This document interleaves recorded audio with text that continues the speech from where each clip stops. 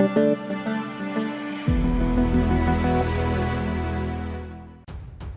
to hard reset Galaxy A34 5G.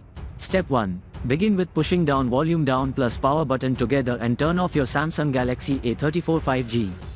Step 2. Use volume up plus power button together until recovery mode appears on the screen. Step 3. In this mode choose wipe data, factory reset by using volume buttons to scroll down and the power key to confirm that.